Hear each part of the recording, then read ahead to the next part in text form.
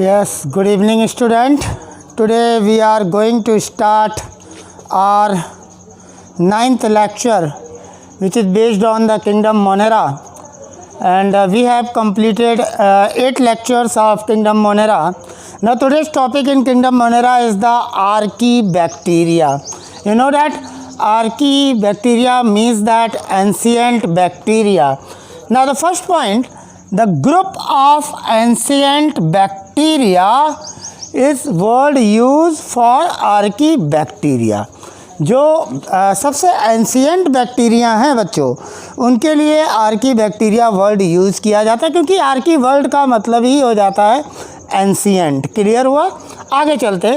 They are oldest living fossil. Why they are oldest living fossil? Reason is that कि evolutionary they are primitive, evolutionary they are primitive, and they were the first to be born on our planet, and they are present nowadays with their primitive character. So they are present nowadays with their primitive character. That's why they are oldest living. The living word is used for here because they are present today, they are present nowadays. That's why we use the word living. Fossil, oldest living fossil. Clear बात हुई?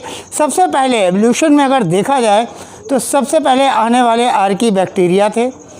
हमारे planet पे सबसे पहले archaebacteria ने born किया।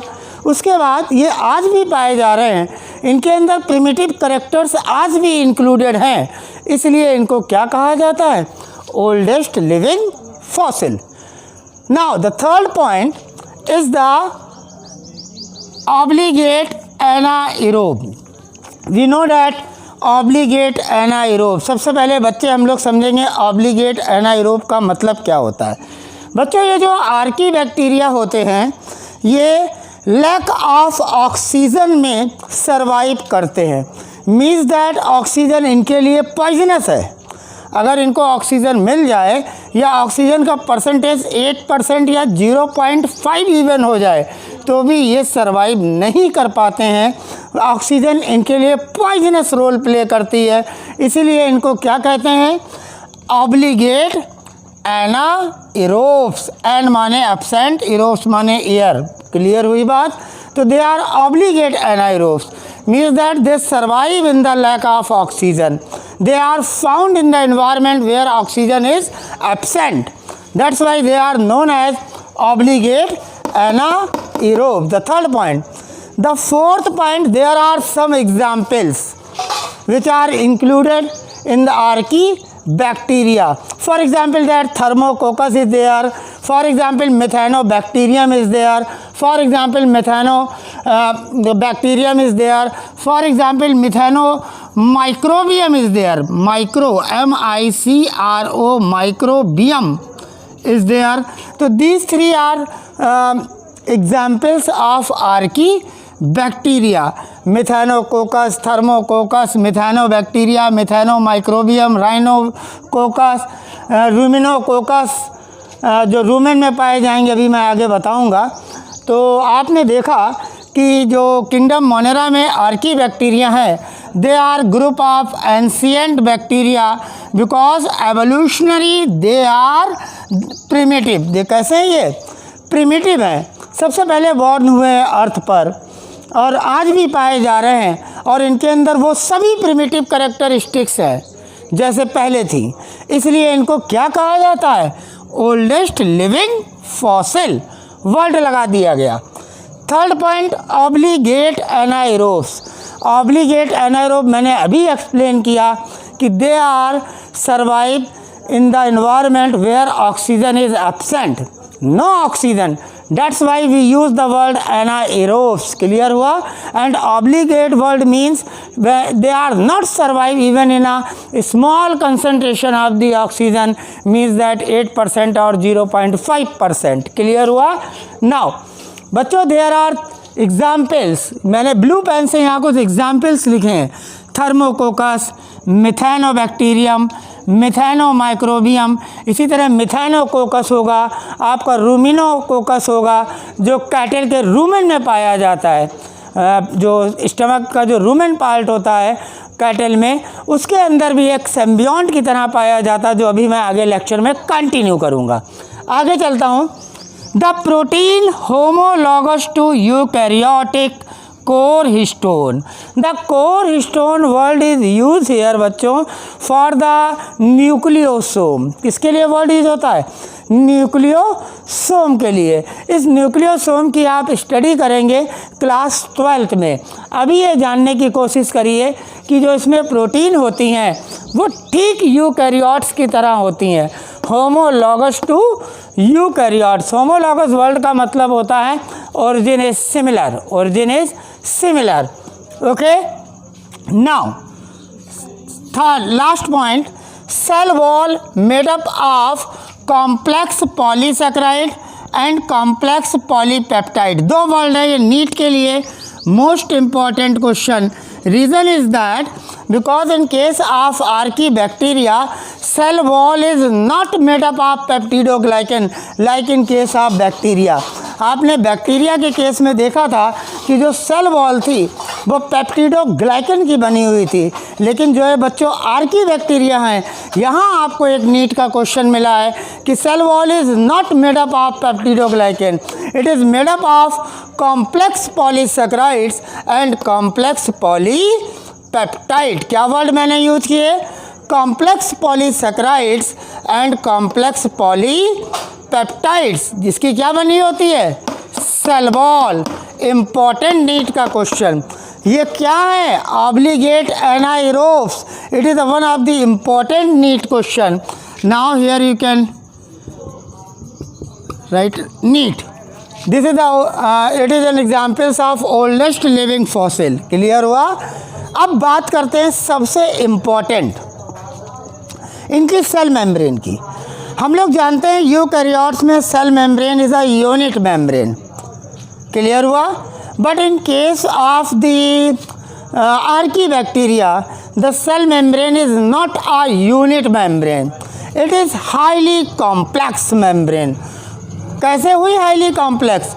Because within the cell membrane there is a branch lipid chain. There is a branch lipid chain. Cell membrane is highly complex because of branch lipid chain. इनकी cell membrane में branch lipid chain पाई जाती है, जिससे इनकी tolerance power बढ़ जाती है। और बच्चों टॉलरेंस पावर बढ़ने के कारण ये जो आर्कीबैक्टीरिया हैं they are found in harsh condition. ऐसे इन्वायरमेंट में पाए जाते हैं, ऐसे हार्श इन्वायरमेंट में पाए जाते हैं जहाँ पर कोई और ऑर्गेनिज्म सर्वाइव नहीं कर सकता है, केवल यही सर्वाइव कर लेते हैं। जिसका मेन कारण क्या होता है कि cell membrane is highly complex. क्यों हाईली कॉम्प्लेक्स है? Because of branch lipid chain. Important question for your NEET, मैंने लिख दिया यहाँ पर नीट। तो इसके कारण होता क्या है? मैंने अभी बताया, इनके अंदर टॉलरेंस पावर आती है इस ब्रांच लिपिड चेन के कारण। इस ब्रांच लिपिड चेन होने के कारण सेल मेम्ब्रेन में इनके अंदर टॉलरेंस पावर आती है, ये हार्श इन्वायरमेंट में सर्वाइव कर जाते हैं। क्लियर बात हुई? और जितने और दूसरे यूकैरियोट्स हैं उनके अंदर जो सेल मेम्ब्रेन है इज़ अ यूनिट मेम्ब्रेन।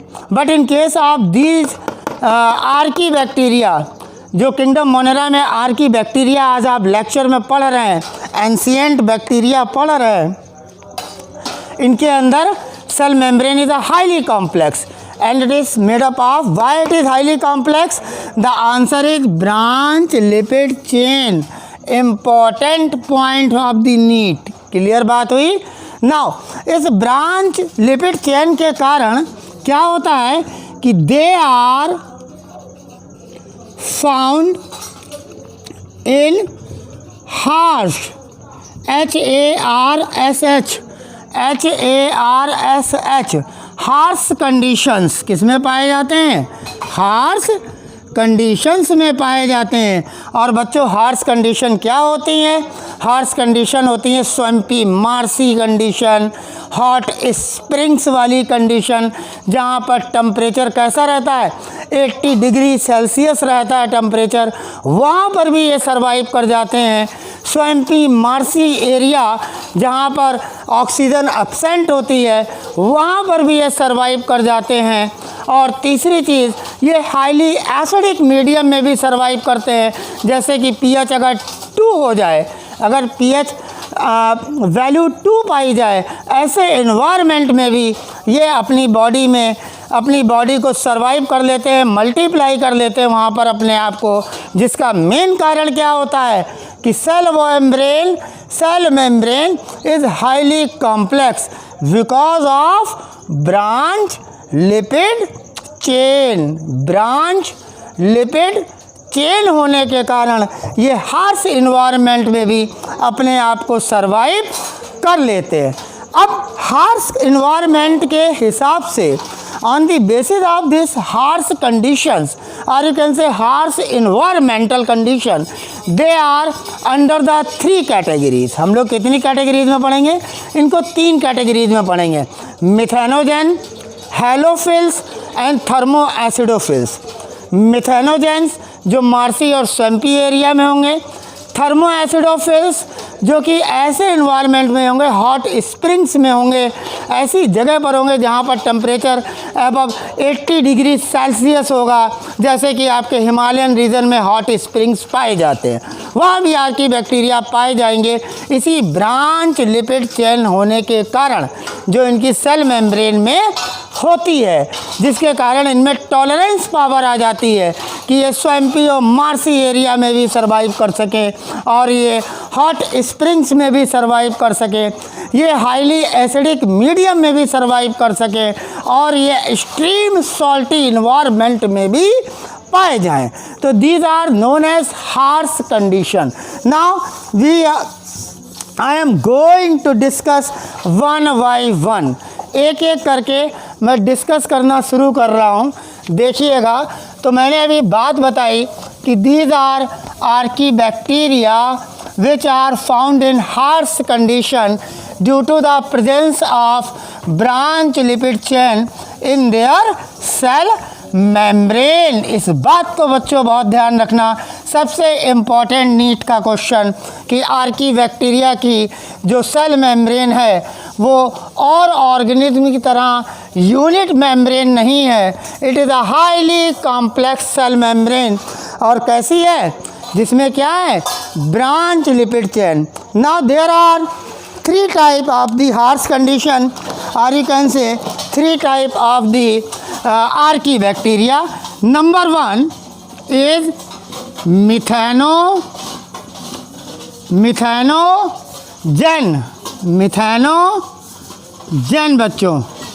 बच्चों मिथेनोजेंस क्या होते हैं? ये मिथेनोजेंस जो होते हैं ये ऐसी जगह पर पाए जाते हैं जो मार्सी और स्वैम्पी एरियाज़ होते हैं, यानी मतलब जहाँ पर बच्चों ऑक्सीजन नहीं है, कार्बन डाइऑक्साइड है, and they are responsible for what?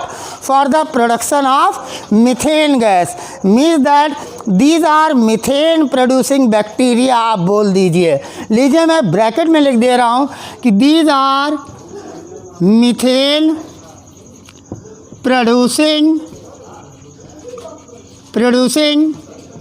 Bacteria. They are methane producing bacteria. कैसे?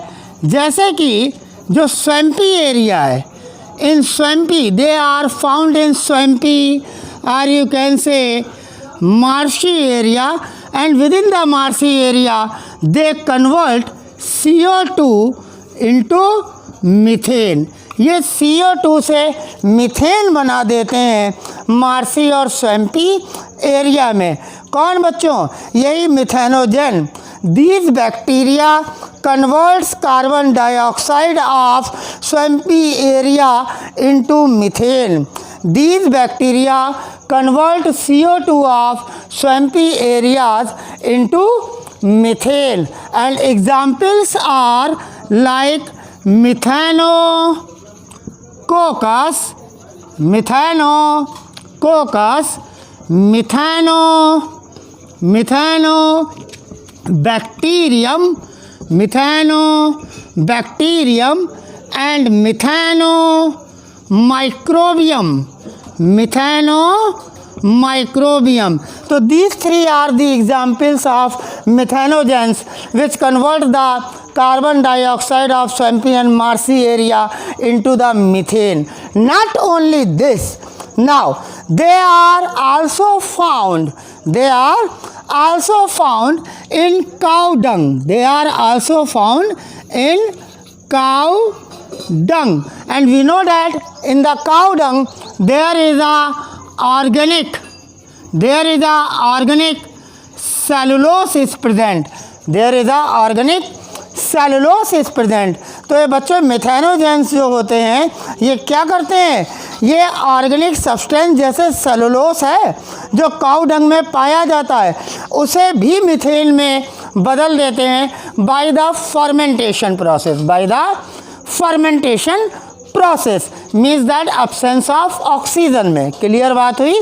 फर्मेंटेशन प्रोसेस के द्वारा these bacteria are present in the cow dung and the organic cellulose is converted into which methane. किसमें convert हो जाते हैं बच्चों, methane में. क्या चीज़, ऑर्गेनिक सेलुलोस.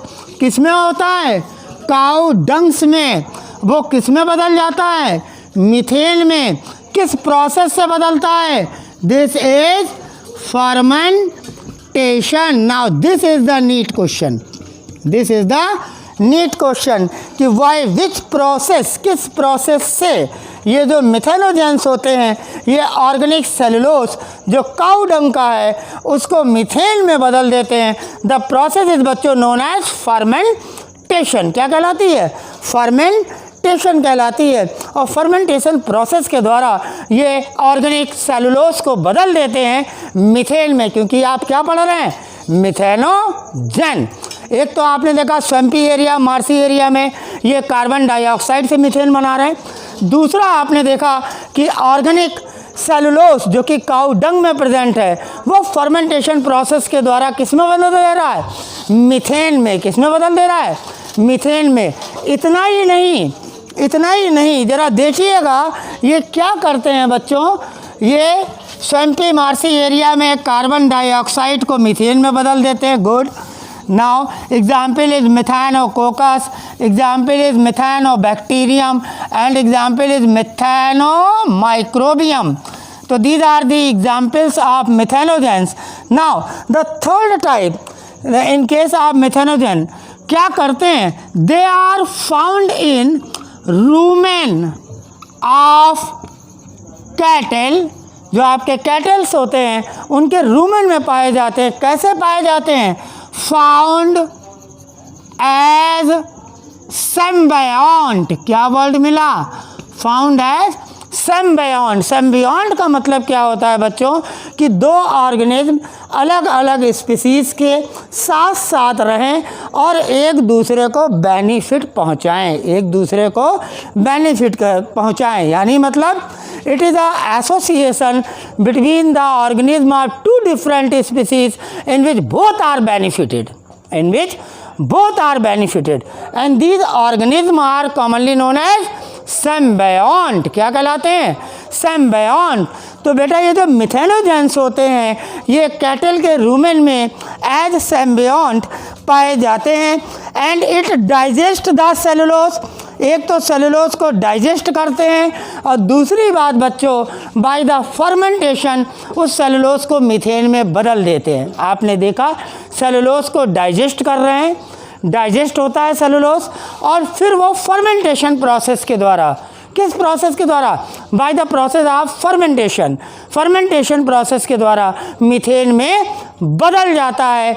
आपने देखा कि तीन तरीके से मिथेनोजेंस को आपने स्टडी की कि स्वैम्पी मार्सी एरियाज़ में कार्बन डाइऑक्साइड मीथेन में बदल जाती है, स्वैम्पी मार्सी एरियाज़ में कार्बन डाइऑक्साइड मीथेन में बदल जाती है.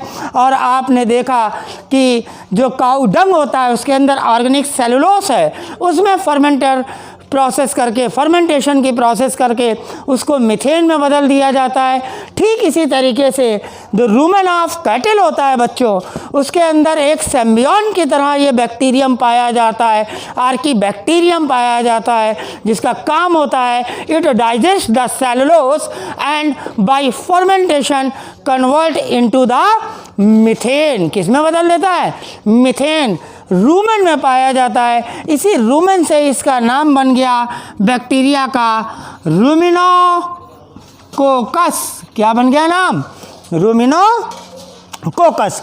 तो आपने देखा कि ब्रांच लिपिड चेन होने के कारण ये ऐसी कंडीशन में पाए जा रहे हैं जहां हर ऑर्गेनिज्म सर्वाइव नहीं कर सकता, क्योंकि ब्रांच चेन लिपिड होने के कारण इनके अंदर सेल मेम्ब्रेन के अंदर टॉलरेंस पावर आ गई है कि वो अपने आप को हार्श कंडीशन में, जहां और ऑर्गेनिज्म ना रह पाएँ, वहाँ पर भी अपने आप को सर्वाइव कर लेते हैं। क्लियर बात हुई? Now this is all about the methanogen. This is all about the methanogen.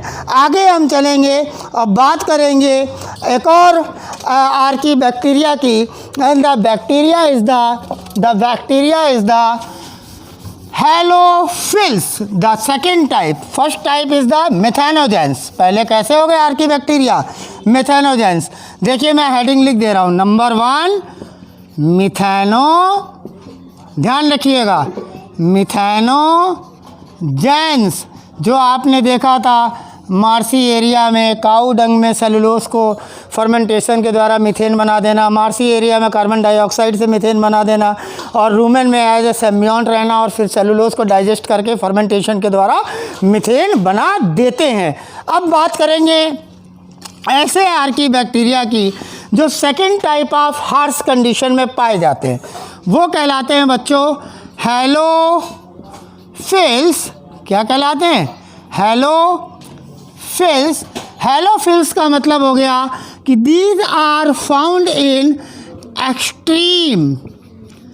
Extreme salty area या साल्टी इन्वायरमेंट। ठीक है। हेलोफिल्स ऐसे आर्कीबैक्टीरिया हैं जो पाए जाते हैं एक्सट्रीम साल्टी एरिया में, एक्सट्रीम साल्टी इन्वायरमेंट में। बच्चों इनकी खासियत होती है ये हेलोफिल्स सराउंडेड होते हैं by the purple colour pigment. क्या होता है? ये हेलोफिल्स जो होते हैं they are surrounded by one purple membrane. इसको मैं ऐसे ही लिख दे रहा हूँ, पर्पल मेम्ब्रेन। ज़रा समझिएगा बच्चों, ये जो पर्पल मेम्ब्रेन होती है इसके अंदर जो पिगमेंट होता है उसको कहते हैं बैक्टीरियोरोडोप्सिन। क्या कहते हैं? बैक्टीरियोरोडोप्सिन। RHODOPSIN। नाम के आगे लगा दीजिए बैक्टीरियो। क्या लगा दीजिए नाम के आगे? बैक्टीरियो। ठीक है। ये हेलोफिल्स होते हैं, इनके चारों तरफ सराउंड क्या होती है? पर्पल मेम्ब्रेन होती है। बच्चों वो पर्पल मेम्ब्रेन किसकी बनी होती? किस पिगमेंट की? Answer is bacteriorhodopsin. कौन सा पिगमेंट है? बैक्टीरियोरोडोप्सिन। जिसके कारण क्या होता है? ये ब्राइट लाइट को एब्जॉर्ब कर लेते हैं। कौन सी लाइट को? ब्राइट लाइट को एब्जॉर्ब कर लेते हैं एंड डायरेक्टली फॉर्म एटीपी। और डायरेक्टली क्या बना देते हैं? They absorb bright light and directly forms क्या बनाते हैं? एटीपी, एडिनोसिन ट्राइफॉस्फेट, जो कि हमारी मेटाबॉलिक प्रोसेस के लिए रिस्पॉन्सिबल है लिविंग ऑर्गेनिज्म में। तो डायरेक्ट एटीपी बना लेते हैं। फोटोसिंथेसिस वगैरह ऑटोट्रॉफिक मोड ऑफ न्यूट्रिशन, या कह लिया जाए कि कोई फूड मटेरियल बनाते नहीं हैं, फूड नहीं सिंथेसाइज करते हैं, ये डायरेक्ट एनर्जी ही सिंथेसाइज कर लेते हैं हेलोफिल्स। किसके कारण? इस पर्पल मेम्ब्रेन के कारण। Because this halophiles are surrounded by the purple membrane and the pigment which is present in this purple membrane is purple color pigment is commonly called bacteriorhodopsin. क्या कहलाता है? बैक्टीरियो, ये नीट है यहाँ पर, जो बैक्टीरियोरोडॉप्सिन है इज द नीट क्वेश्चन कि कौन सा ऐसा पिगमेंट है जिसके कारण हेलोफिल्स अपना फूड तो नहीं बनाते हैं लेकिन डायरेक्ट एटीपी बना लेते हैं, डायरेक्ट एटीपी बना लेते हैं किससे? ब्राइट लाइट को एब्जॉर्ब करके।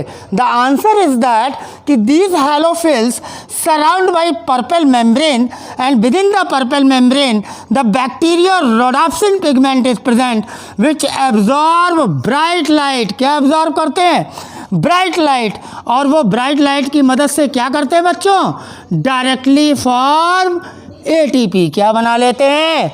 एटीपी। और सरवाइव कर लेते हैं अपने आप को साल्टी एरिया में या साल्टी इन्वायरमेंट में। क्लियर बात हुई?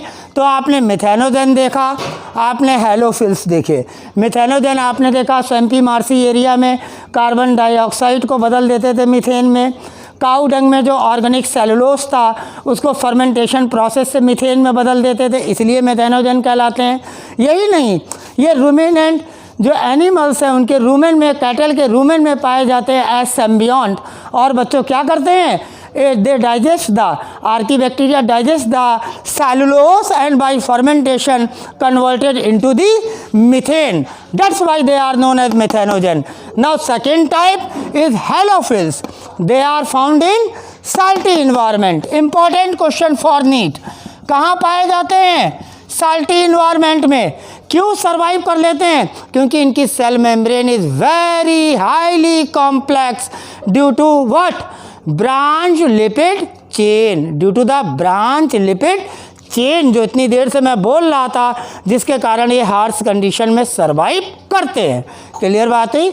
मिथेनोजेन देखा, हेलोफिल्स देखा कि स्ट्रीम साल्टी इन्वायरमेंट में पाए जाने वाले आर्कियोबैक्टीरिया हेलोफिल्स कहलाते हैं। और इनके चारों तरफ क्या होता है?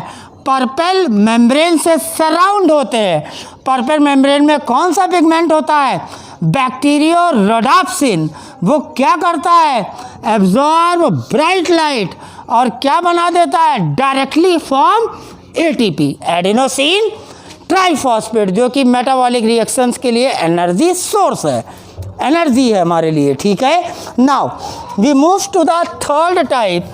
This is all about the halophils, in which the bacteriorhodopsin pigment is present in the purple membrane which surround the archaebacteria, which are found in the salty area, or you can say salty environment, and these pigment absorb the bright light and directly form the ATP.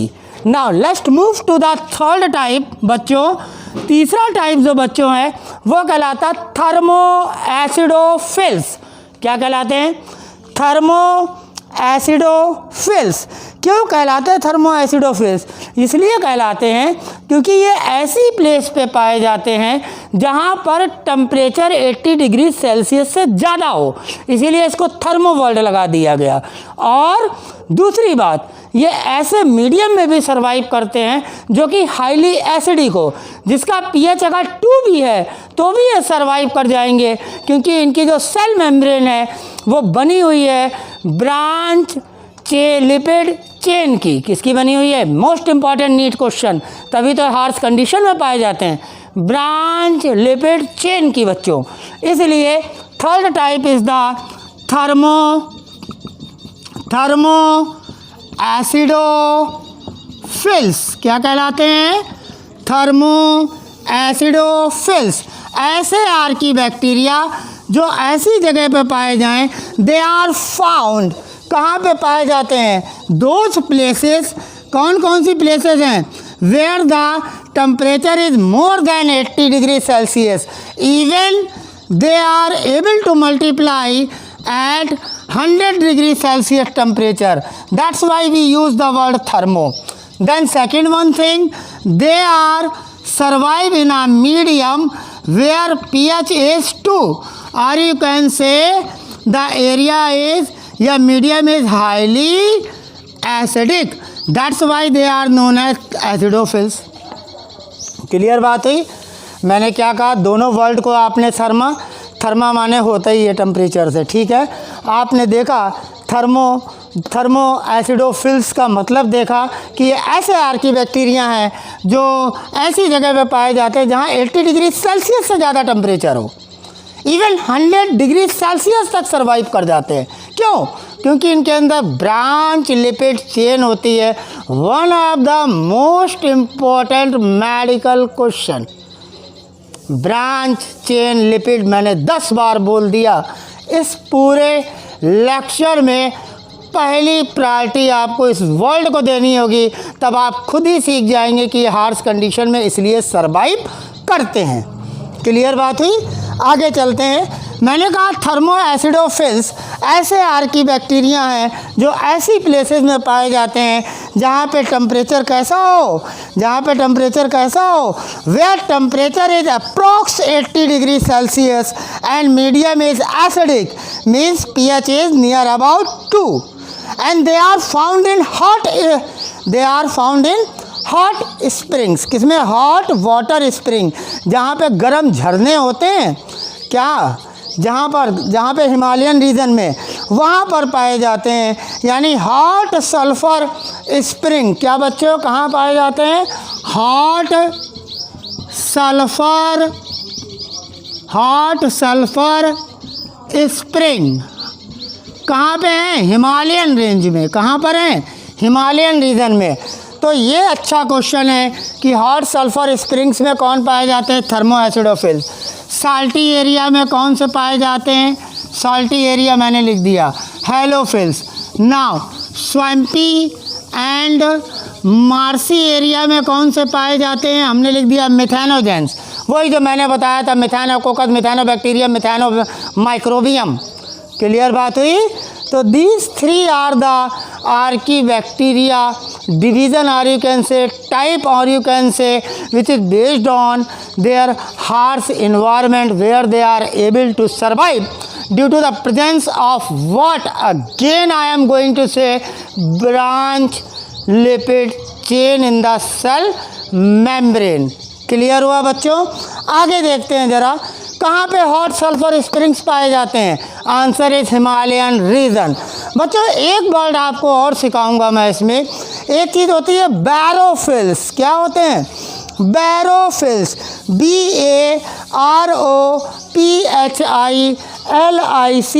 बैरोफिलिक। क्या कहलाते हैं? बैरोफिलिक। ये ऐसे prokaryotes होते हैं जो कहाँ होते हैं?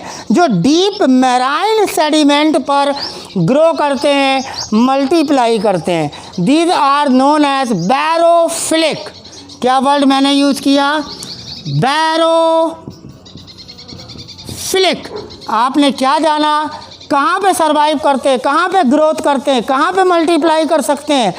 डीप मैराइन सेडिमेंट्स में, in a very deep marine sediments में, समुद्र की गहराइयों में पाए जाते हैं बैरोफिलिक, आप कह सकते हैं prokaryotes.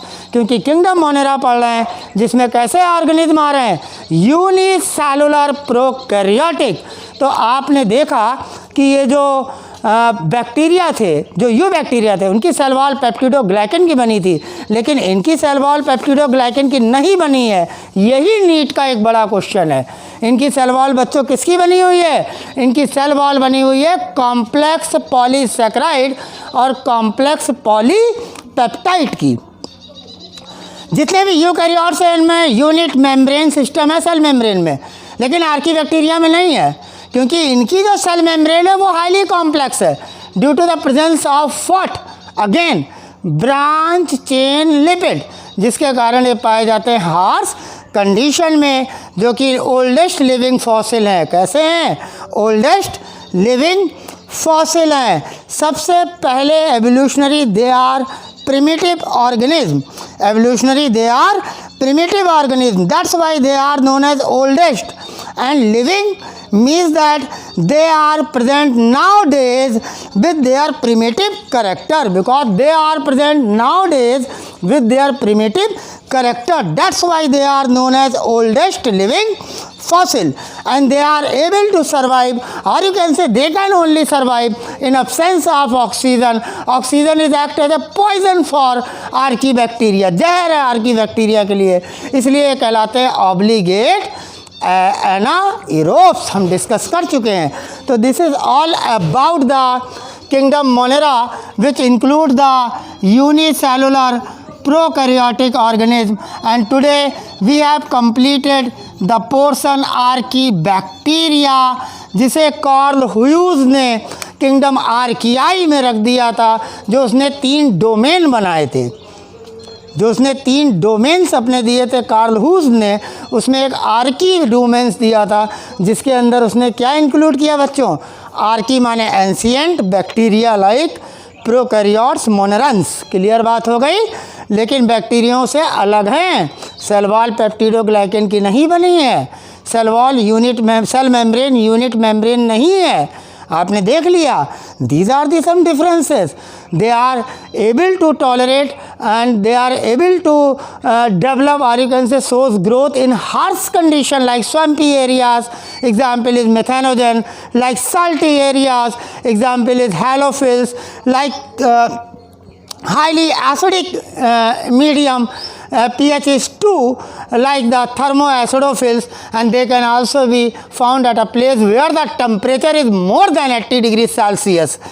Even there are some prokaryotes which grow and develop, or you can say multiply, in very deep marine sediments, and they are known as barophils. Thank you very much. Have a nice day. Today is the 9th lecture of the Monera, and the topic is Archaebacteria, which is one of the examples of kingdom Monera. Thank you very much. Have a nice day.